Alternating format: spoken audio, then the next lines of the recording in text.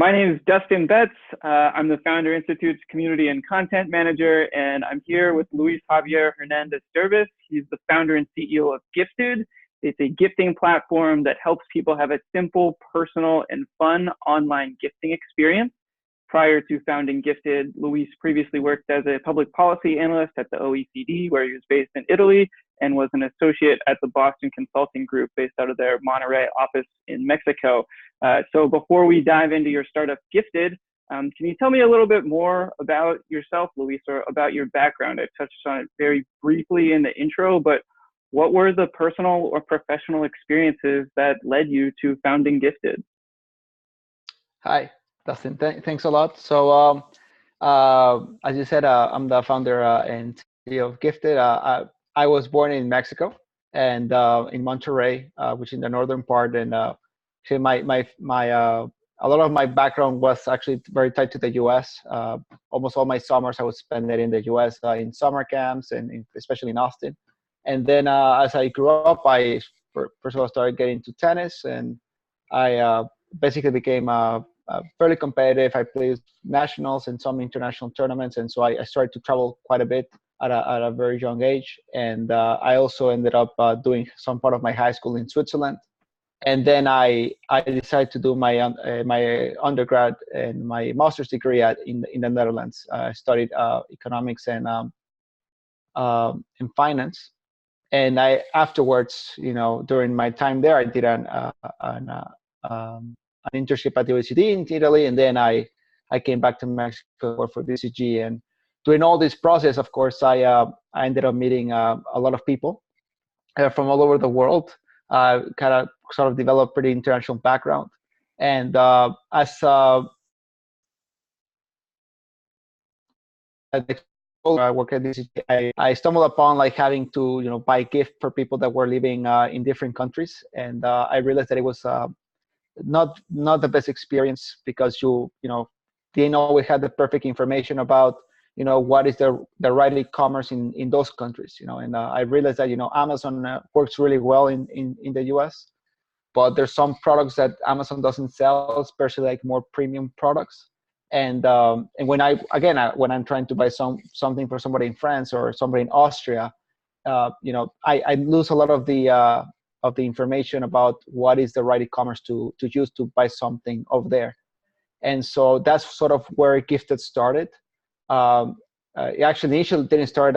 When I first left BCG, was not even a gifting company. It was an AR company, but we slowly realized like it was a much more interesting problem to solve. And then slowly it sort of evolved to what it has become now. Nice. Yeah. Well, I've heard it kind of or read Gyfted described as it makes long distance gifting simple and personal, but I'm sure you can elaborate on that. You kind of touched on a few of the features. So give us your short pitch. What is Gyfted? What are you building? Yeah. So as you said, Gyfted is a platform that simplifies and personalizes the long distance gifting experience. And by that, so the thesis behind it is that we currently live in a world that is more global than before, and is also more digital than before. And with the digital part, that has brought the whole revolution of e-commerce. People are buying more online. It's more convenient, and subsequently, we believe that people are also going to start buying more gifts online. And at the same time, because the world is more global, there's more people that need to buy a gift for somebody that lives on a different city or a different country. And the problem with this is that a lot of the e-commerce stores were built to buy products for someone, like for yourself, but not for a third party, not for someone else. And so what Gyfted basically is we're doing like a platform, sort of an e-commerce, but the entire experience is from the perspective of somebody buying a product for another person. So the wish list that you're developing are not for yourself, it's for another person. When you add something to the favorites, is meant so that you share that to somebody who's going to buy a product for yourself. When you do the checkout, right? The checkout minimizes potential information that you might not have, like a shipping address. Most people when they try to buy a product for someone else, one of the biggest constraints they have is that they don't know where to ship it, the product to. Should I ship it to the office, to the house? What if the person is traveling? And so you don't require to provide a shipping address with Gyfted, and you can also personalize the product much more. You can add a video directly from your laptop or your phone. You can add more than just text, and actually add emojis and GIFs. And so we sort of like redid the entire platforms from that perspective. And again, when you use Shopify or Amazon, all these other e-commerce platforms, they're completely optimized from a different perspective of buyer, like buying it for myself. And so yeah. That's really interesting. Yeah, I have kind of experienced this a little bit myself, ordering things online, although not less gifting internationally. But yeah, that's really interesting to think through kind of the whole user experience with the idea of it being for gifts. So that definitely makes sense. I know you're also offering Gyfted as an enterprise solution. Do you want to talk about that at all, or how an enterprise would use the Gyfted or your plugin for their business? Yeah. So as we were talking to for users, but as well to some companies, one of the things they told us was like, well, yeah, indeed, like gifting is, especially for products that are like in the more premium market, like think about Nordstrom or retailers in that sector. Gifting is actually a pretty high percentage of the products they buy. It can go anywhere from 10 to 30% depending. So if it's like things like jewelry, it tends to be like 30% of the products they sell is for gifting purposes. It doesn't make sense. If you buy a jewelry, it tends to be to buy for someone else, and just generally like more like luxury products are tended to are bought for gifting purposes. And so when we're talking about like their website, they mentioned, hey, we need to have a solution that have better conversion, and our checkout process again is made for buying products for someone, like for themselves, and not for someone else. And so with the checkout process, we have implemented a solution so that other websites or e-commerce stores can include it on their code through a JavaScript snippet. They start enjoying the same checkout process that we have, and it's just basically right below the add to cart. You'll have the add to instead of saying add buy now or add to cart, it will say when you click that button, you automatically get the the checkout experience like if you were gifted similar technology.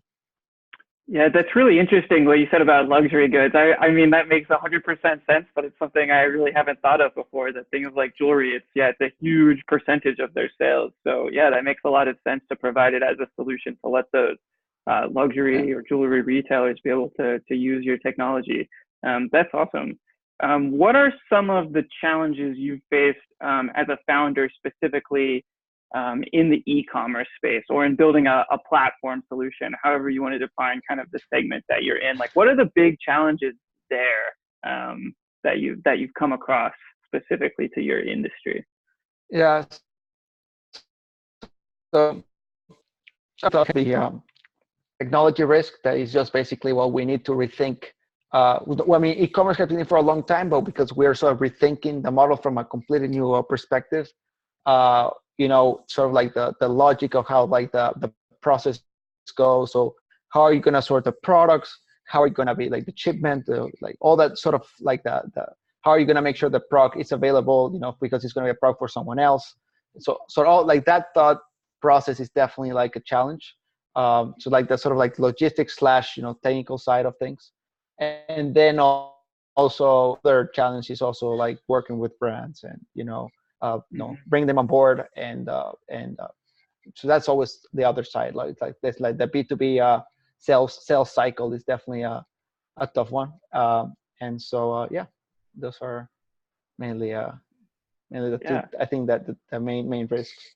Yeah. And this is a question that's a little more broad. I mean, obviously, Gyfted could be a part of the solution But I mean, what do you see happening with the e-commerce industry generally? I mean, where it, you know, where it's moving next, kind of in-app purchases, things like Instagram. I don't know, any hot takes on the Facebook Libra currency? Like, what's kind of happening in e-commerce right now, or what are the big, big things on the horizon? I mean, I don't know. I think overall, I mean, you sort of like I feel that you're gonna have like you have the big ones. So the main thing I see from my perspective is uh, there is definitely a divide between sort of like the Amazons, which are like that you know are selling goods but not up to certain price points. So like uh, you're either like for some a lot of luxury brands, they don't sell on Amazon. And so it seems to be like, in my opinion, that if you're not trying, if you're gonna get into the e-commerce store, you definitely need to find your niche. So that for me means either you go more high end so that you don't have to compete with Amazon, or you find just a very small niche, with like the non-expensive stuff. Because I think if you just go to uh, you're selling stuff that are like similar to what Amazon sells, and you're offering something similar to Amazon sells, you're gonna be in trouble.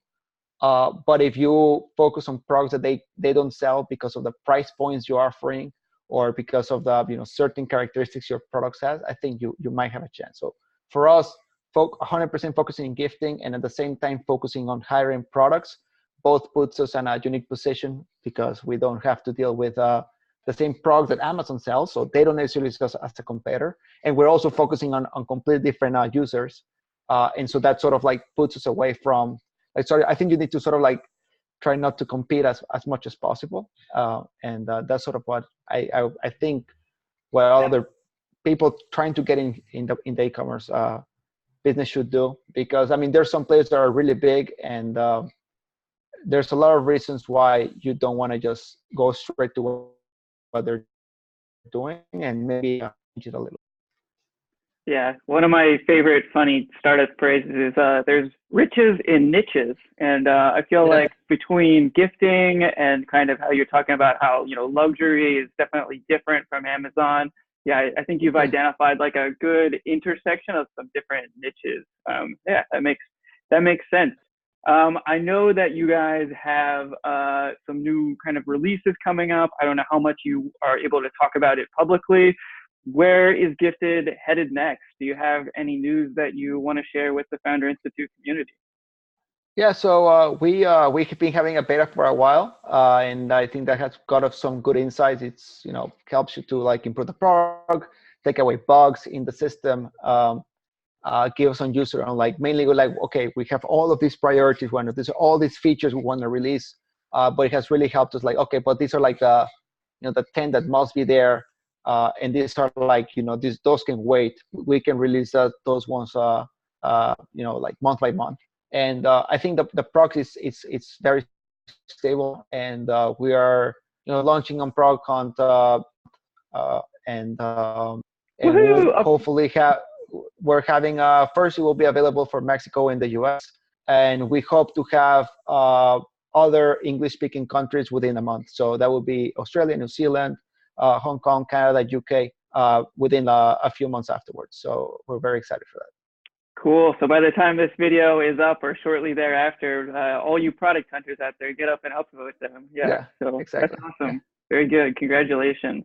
Last kind of question is just sort of a wrap-up question. You are a graduate of the San Francisco Founder Institute, which located here in Silicon Valley is one of the ones that we, our HQ team has our hands really into the SF chapter. And I know we don't make it easy for you guys. We always say at the Founder Institute, it's hard because building a startup is much harder. What advice would you offer to early stage and aspiring entrepreneurs? Not necessarily to have to do with the Founder Institute, but just general advice, things that you've learned along the way, maybe the hard way. What would you say out there for people who are just getting started? Yeah, so I think it really helped me at Founders Institute, because I mean before Founders Institute, like the product was actually significantly different, because we were really pushing this AR concept, because we were really thinking about having like crazy high-end tech features and instead of focusing on solving problems. And I think one of the things that I really through the Founders Institute, as they literally forced me to talk to, like at first 20, but I ended up talking to like 120 so I went and looked for them, was that I was not really solving a problem. I was just adding features to something. Like I was sending basically at the time augmented reality gifts. And then and then you will see the augmented reality gift, and then somebody would ship you that actual product, right? And we would think that would be very cool, but what people started telling us was, no, the main problem with gifting is that it's a pain.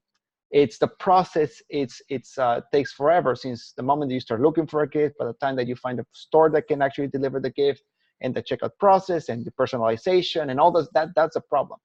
And it's not an AR feature.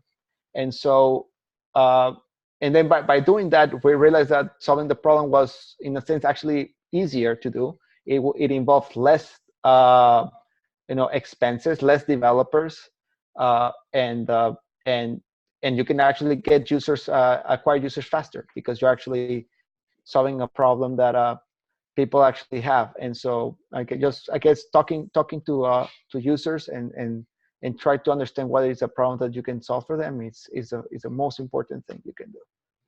Yeah, I definitely think that's great advice. So heed the warnings from somebody who has gone through a pretty major pivot. Well, I really appreciate you taking the time to speak with us, Luis. Really, I do appreciate it. We will definitely share this interview with the FI community and get it out there. And best of luck on your upcoming product hunt launch in the very near future. All right. Thank you so much, Dustin. Yeah.